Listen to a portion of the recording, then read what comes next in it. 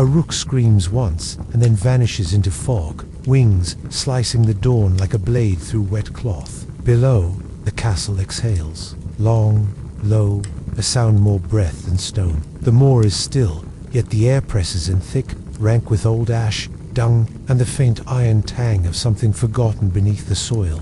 The walls, once dressed in banners that caught sunlight like fire, now wear only ivy and mold. Mortar crumbles under frostbitten stones. Water seeps through hairline cracks, pooling in flagstone grooves where noble feet once trod. The castle is not dead, but it is remembering how, within this fading husk of power, a girl walks barefoot on freezing stone. Her feet are split at the heel, calloused from years of cold. She has never known shoes that weren't someone else's first. Her shift clings damp to her back from the basin water she hauled before dawn.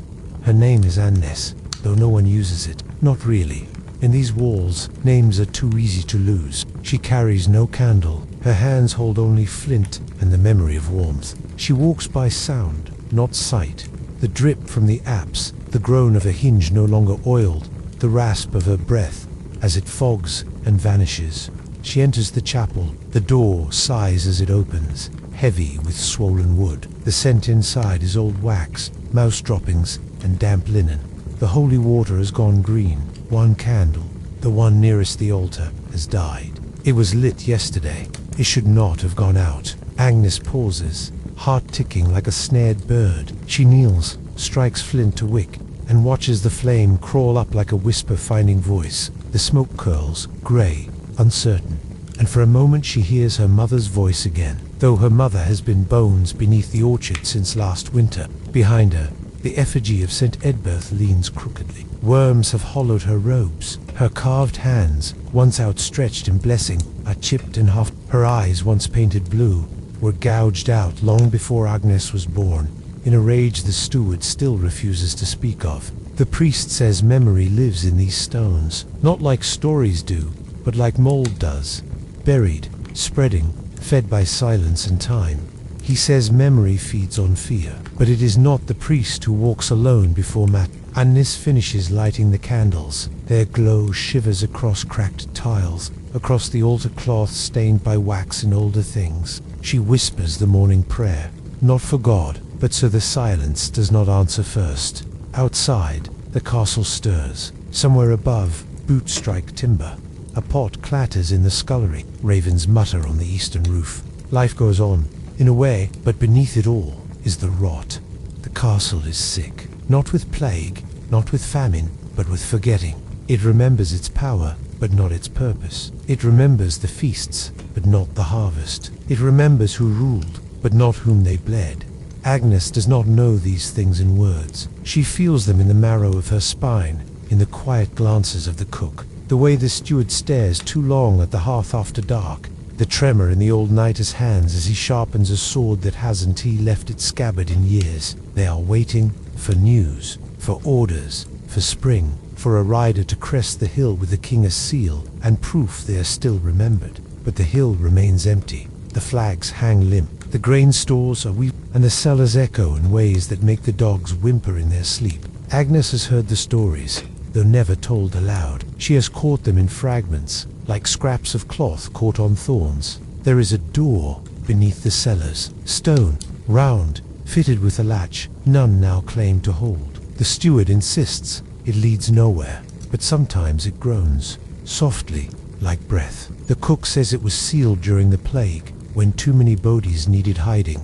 The priest says nothing at all, but when the bell rings for vespers, his hands shake. Agnes has heard it groan, just once. She had gone down 4 root vegetables. The cellar smelled strange, not of earth or rot, but of iron and wet wool. Then the sound, a long, low creak, not of wind, not of rats, but of something deciding to move. She ran.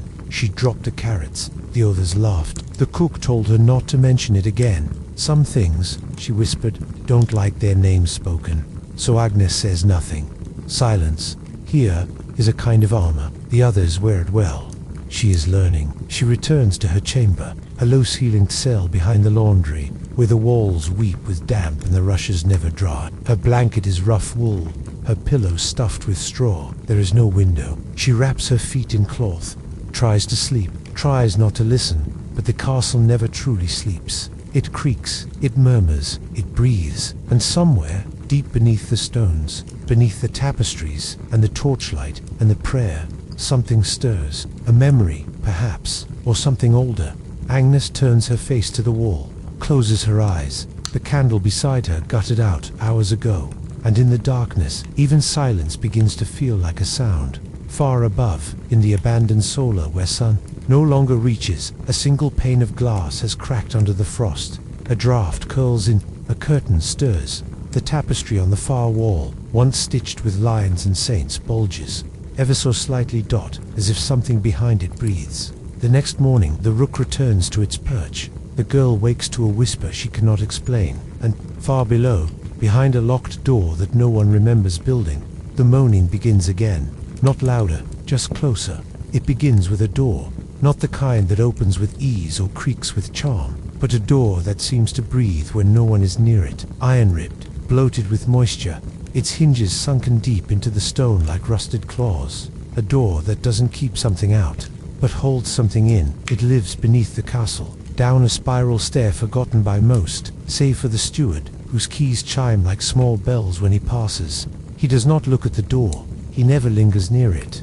The key that fits thick and orange with decay dangles from his throat, like a brand. Once, the youngest page asked him what it opened. The steward simply turned away and muttered, "Pray you never find out." The corridor around it is colder than the rest of the keep, always, even when the hearths blaze in winter, even when the hounds refuse to descend. Roots twist through the cracks in the ceiling above it, hanging like veins from a dying body. The walls are wet, not from rain, but from something older. The stone is soft in places. It weeps beneath the touch. The boy who sweeps the south stairwell says he heard something once, a sound that didn't belong to man or beast. A dragging, a scraping, the echo of something searching. He asked the laundress. She dropped her basin and stared through him like glass. Ask the old baron's widow, someone whispered, but she hasn't spoken since the fire. And the boy never asked again. Above, life pretends itself normal. Banners are cleaned and hung, crimson soaked, sewn over the holes from arrows and age. Bread is set out warm, baked with more salt than flour, crusted with the illusion of abundance. The nobles nod in greeting, speak of weather, of roads, of nothing. The halls gleam with waxed stone, but the light does not reach far. They do not speak of the cracks in the chapel floor, of the way the marble trembles when certain prayers are said. They do not mention the masons who were called in from the next shire, who arrived laughing and left pale and silent, their tools abandoned where they fell. One swore he saw a hand white as bone, smooth as ash, press up from the mortar. He drinks now, from dawn to dusk. The dogs howl each night at the same hour, the same bell stroke, the same shadow sliding across the western wall. Rats vanish, come dusk, burrowing into stone as if chased by something older than instinct. In the lady's solar, once perfumed with lavender and sweetened ink, a rot now lingers. Iron sweat, a stench that clings to parchment and lace. She no longer writes. Her quills lie untouched beside curled letters. She never finished. She sits in silence, watching the horizon. Waiting. They say she walks after midnight, barefoot, trailing fingers along the eastern corridor where the stones are darker, where her brother bled out in the siege. No one stopped to carry him away. The priest claimed there were more pressing souls. To tend. She found him in the morning. Her white gown stained crimson. She has not laughed since. Some say the castle is cursed. Others say it is grieving. Both might be true. For it was not always like this. There was a time when light touched every corner, when the lords of this place were feared, but not hated. When children played in the bailey, and doves nested in the arches, but power is a beast that changes its skin. The castle became a shrine to sorrow, layered, heavy, silent, not the kind of grief that howls, but the kind that waits, the kind that soaks into stone, into bone, into the breath of servants and the silence of nobles. And somewhere far beneath, past the vaults and broken wells, behind that locked door, veiled in hanging roots, something waits with it. The steward still makes his rounds, still checks the latch, still keeps the key tied close to his neck like a prayer no one hears. He hasn't smiled in 10 years, not since his son vanished. During the drought, said he was going to fetch figs from the cellar, never came back. They found the basket, not the boy. He never unlocked the door, never searched. Some say the boy never reached the door. Others whisper he did, and what's behind it isn't alone anymore. The steward knows. He carries that knowing in the slope of his shoulders, in the way he breathes to shallow when near the stairwell, and the door remains shut. But doors remember hands, and this one was made to open. One night, as the wind curls through the keep and the torches sputter in their sconces, the youngest, scullery maid hears it again, the moan, a long aching sound, like stone being peeled from stone, like something stretching after too long still. She doesn't speak of it, no, one ever does. Not anymore, because everyone in this castle, from the highest lord to the lowest page, knows what lies behind that door is not forgotten. It is only waiting for someone foolish or brave, or desperate, waiting for the lock to rust enough, for the prayers to stop, for the right name to be spoken aloud. And when that moment comes, and it will come, the door will remember how to open. Rain weeps across the stone, not a storm, not a cleansing, just a slow, steady sorrow that soaks into the bones and never quite lets go. It trickles down the moss-slick edge of a forgotten watchtower, drips from carved gargoyle mouths, and pools in the low corners of the courtyard where chicken bones and old prayers rot side by side. No one sweeps here. No one looks too closely at what the mud hides. Below the broken tower arches, a figure moves, hunched, robed, and pale. A monk. He shuffles as though carrying more than just the weight of his satchel. His robes hang like wet skin, one shoulder sagging, revealing a patch of grey linen beneath. He walks with quiet purpose, his feet never slapping, his steps barely parting the puddles. The satchel at his side is not filled with scripture, no gospels, no psalms, only letters. Dozens of them, stolen from pantries, from writing desks, from half-sealed envelopes beneath tear-streaked pillows. He is not a man of comfort. He is not a priest of solace. He is the ear behind the arras, the mouth of the Lord's shadow, the hand that carries truths no one dares speak aloud. His name is known to no one, or perhaps to everyone who matters, but it is spoken only behind closed doors, and never twice in one breath. He passes through the refectory. The steward, ever stiff in his duties, turns his face away. The kitchen maid, young and trembling, blesses herself twice before returning to her broth, and the tutor, once bold, once defiant, stammers now when asked to read aloud. Trust has decayed in this castle, like the mortar between its stones, crumbling, quiet, quick to give way. Behind the velvet and gold, behind the carved angels, and the banners that still pretend nobility, there is a chamber. It has no windows. Only a single door, thick as a man's thigh. Inside, there is a chair, and chains, and a stain on the floor that will not fade, no matter how many times the monk scrubs it. He knows the room well. He cleans it every Sunday. The chains squeal even when they are still, as if remembering the weight they once held. There are rules. In this place, rules spoken low and obeyed without protest. Rule 1. You do not lie in ink. Rule 2. If your hand shakes, stop writing.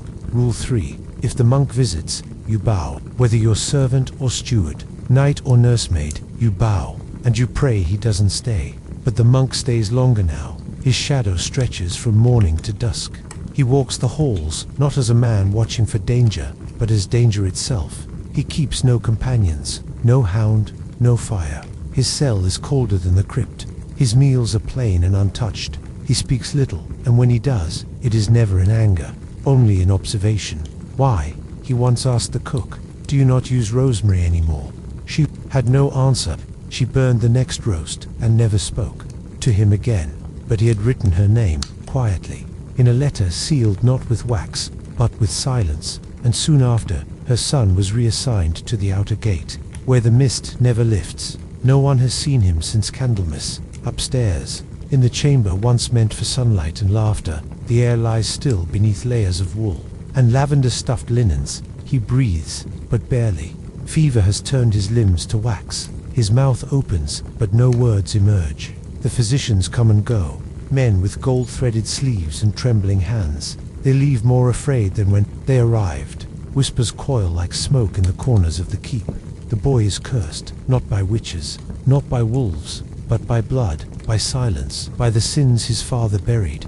Instead of confessing, it is said, the boy began to fail after a letter unsigned. unsent, was found beneath his pillow, written in a trembling hand, soaked through with ink as though the writer could not stop pressing the words onto the page. No one knows who wrote it. The monk does. He wrote it himself, not for the boy, but for the truth that needed to exist in the room. Tonight, in the hour between vespers and sleep, he returns to his chamber. He lights a candle that gutters and stinks of old tallow. He opens his inkpot, where the scent of vinegar and sweat clings. To the rim, he sharpens his quill, once the feather of a rook, found in the ash behind the chapel, and begins to write again. His hand does not shake. Fear, he writes, is the only honest scripture in this place. Outside, the bells toll, not for mass, not for feast. They toll for no one, and yet the castle listens. The stone, the rot, the echoes, they listen, and somewhere, deep within its walls, something else listens. To dot it stirs, not at noise, but at silence, not at movement, but at the moment when a soul decides to stop resisting. The monk stops writing. He stares at the flame.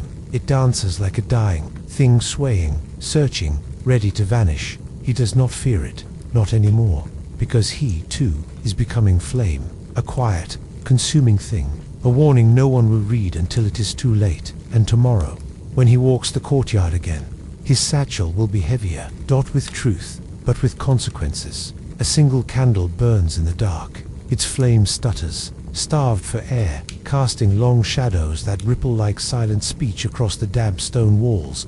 The light barely reaches the far end of the chamber, where shelves sag under the weight of forgotten vellum and dust-choked knowledge. This is the scriptorium dot, or what's left of it. Once it rang with the scratch of quills and the soft murmur of prayers. Now it is silent. The hearth is cold. The inkpots have crusted over, and in the very center of the room, beneath a spider web of light and mildew, sits the librarian. His back is bent, his robes are patched, and his right eye is clouded white, a pale orb that sees nothing but memory. The other eye remains sharp, scanning what little remains of the past. His fingers, though gnarled, move with deliberate care across the open scroll on his lap. The runes are ancient, older than Latin, older than the stone itself. They curve like bones and twist like roots, unreadable to most, but not to him. Not anymore. He mouths the words, one at a time, lips dry, voice no louder than the candle's hiss. He was never meant to speak them. They were never meant to survive. Once, this castle held minds as bright as its windows were wide. Scholars, astronomers, monks who mapped stars with charcoal and questioned the divine with trembling ink. They brought tomes from distant lands. They debated under candlelight until the sun returned. But war came, not from the outside, but from within. Fire bloomed in the hall of glass. Screams echoed through the observatory. And the books burned. Their ashes still cling to the rafters. Only a few volumes were saved, hidden behind false shelves, beneath loose stones, inside coffins meant for plague victims. The librarian remembers every hiding place. He remembers the weight of each volume, the names of each scribe. He remembers, because remembering is all he has left. The upper rooms of the tower have collapsed now. Ivy pours through the windows, clinging to shattered wood, like green veins threading a corpse.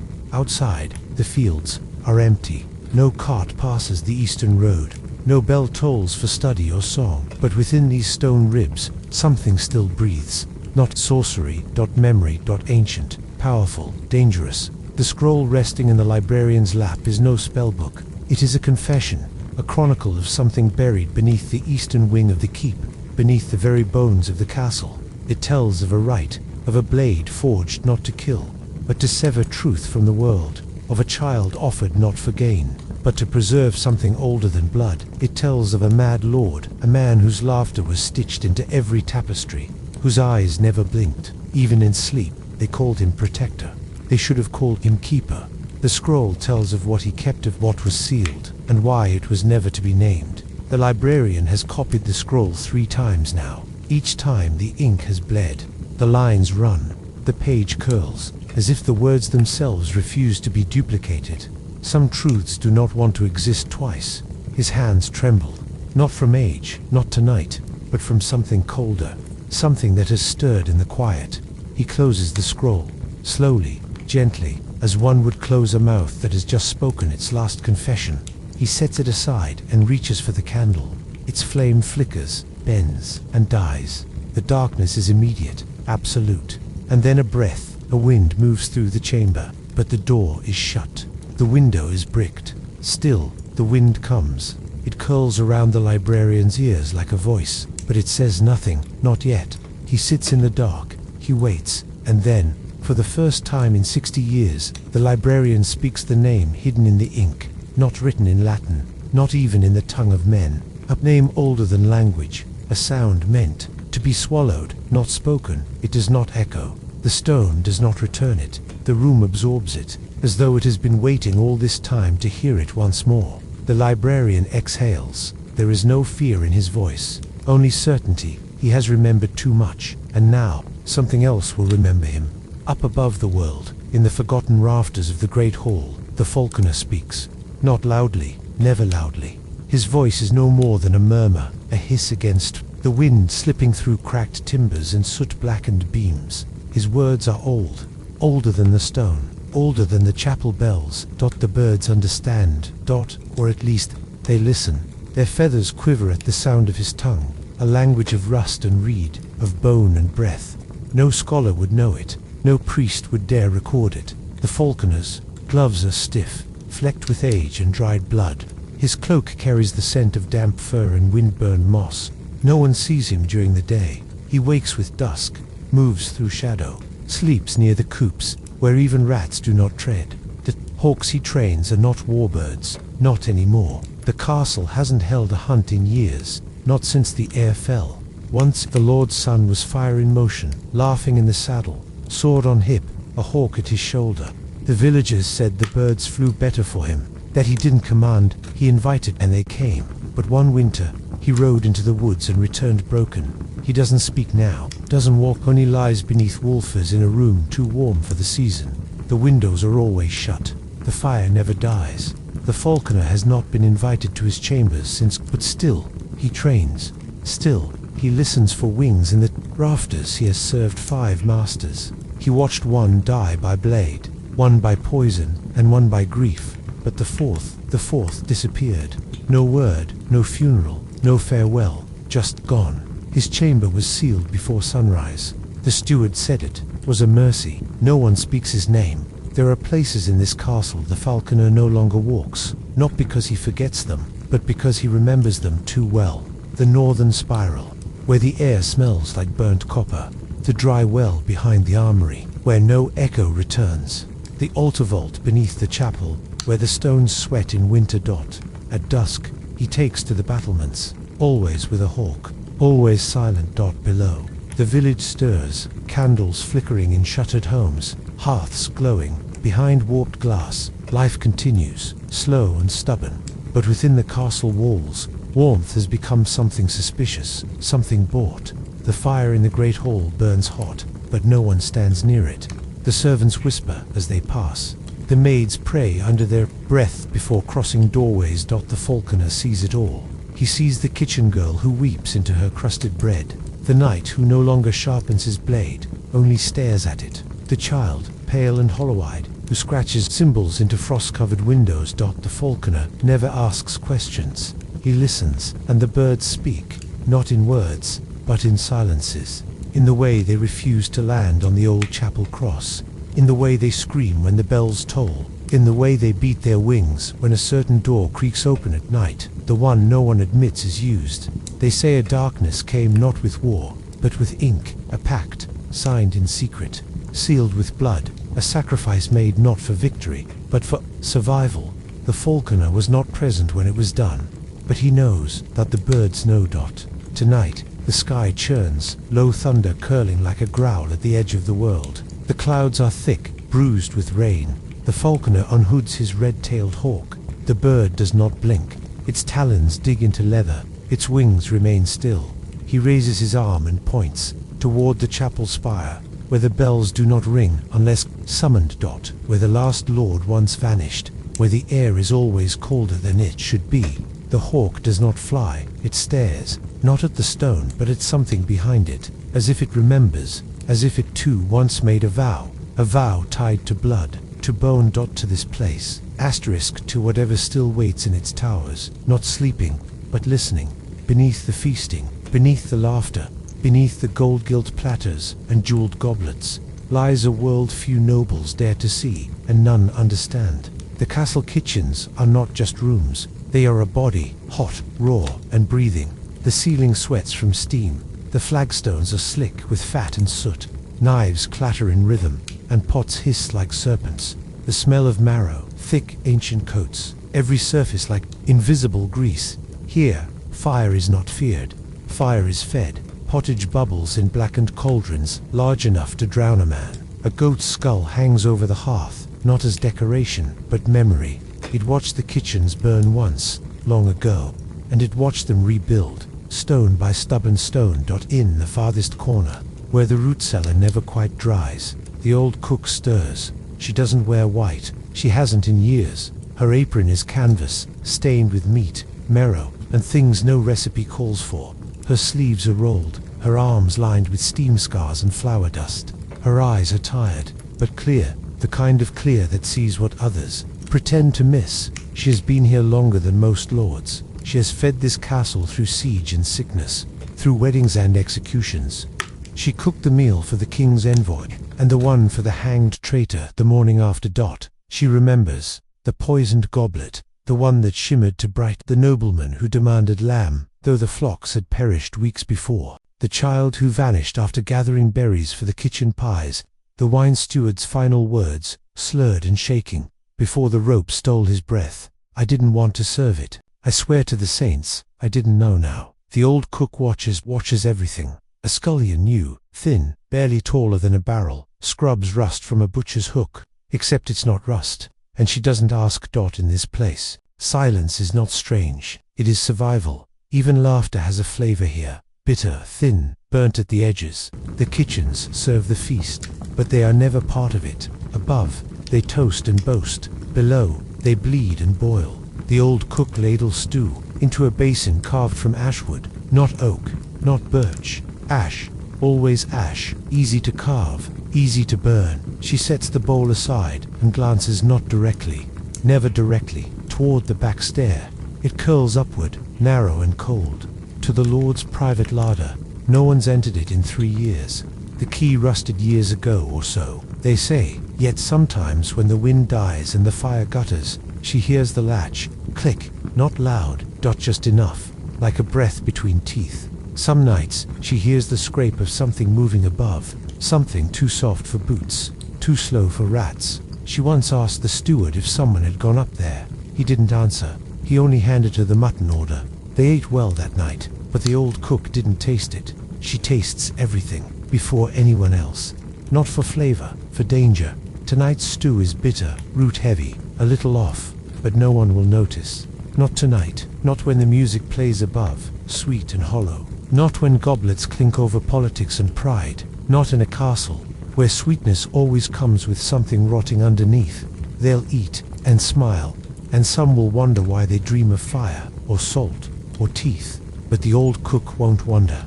She be scrubbing the pot clean with vinegar and ash, because nothing is ever really clean in a place like this, only covered. Twilight settles like a bruise, not just over the castle, but through it. On the western parapets, where the wind sings like a widow, a lone figure moves in silence. She is young, barely a woman, and clothed in plain wool, grey. As Riverstone, her name is not important. Not anymore. She is novice. Nothing more. And she waits. The chapel tower looms above her, cracked bell hanging like a broken tooth from a dead jaw. Lightning split it during the Whitsun vigil, 2 winters ago. It hasn't rung true since. The sound it makes now is wrong, thin, crooked, but still. Every 7th hour, she kneels beneath it. Rain, snow, dusk, doesn't matter. Her fingers tighten around a rosary carved from bone, not ivory, not wood, bone. Each bead worn smooth by weeks of whispered prayers and clenched silence. They clicked when she moves. Click like teeth. Her lips murmur Latin, not the kind taught in books. The older kind, the kind no one else remembers or chooses not to. The stained glass saints watch. From above, faces forever painted in pious calm. But she does not look up. Not anymore. Not since Lent. That was the night she saw the knight bleed beneath the altar, his armor cracked, his mouth full of blood and secrets. She watched the priest burn the scroll, didn't read it, didn't hesitate, only fire, only ash, and she saw the red-veiled woman rise from the crypt just before dawn, feet bare, eyes black, hands clean. She was told to forget, but the chapel stones remember, and so does she. In the dormitory, the elder nuns whisper after dark. They say the chapel was never truly sanctified, that its foundation rests on land, once thick with oaths, not to saints, but to something older, a grove, a god, a grave. The novice does not know if it is true, but she knows what she dreams. Corridors that don't exist, stairs that spiral endlessly down, doors that open without sound, 2 rooms no one built. She dreams faces not her own, whispering in languages no tongue should still hold. And always the smell, violets and rot, sweetness and spoil, clinging like breath behind her teeth. Her confessor told her to fast, to cleanse the mind, to quiet the soul, but hunger opened more doors than it closed. Now, even when she's awake, she sometimes sees movement beneath the pews, shadows that do not match the candles, reflections that blink out of time. Tonight, as the sky bruises from amber to black, something changes. A new star appears, not rising, not moving, just there, nailed above the spire like an eye that does not close. She grips the rosary harder. The beads click, once, twice, a third time louder. The cracked bell, cracks, no wind, no hand, still it shifts, not a peal, not a toll, just a sound. Listening, the novice stands. Her knees ache from stone, but she doesn't feel it. The chapel door is already ajar. It groans, low and long, like a yawn from something old and patient. Inside, light, dozens of candles, each lit, each still, but no one else is there, not yet. She enters slowly. The air is warm, thick with incense she didn't burn. She sees her breath rise in a room that should not be cold. On the altar, a chalice waits. It wasn't there before.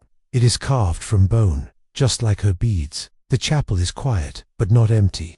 Not anymore. From behind the pulpit, a shape shifts, not walking, not crawling, something in between. She doesn't scream. She only kneels and prays. Not to the saints. Not tonight. To something older, something listening, something that has waited quietly beneath this chapel since the first stone was laid. And now, it is time.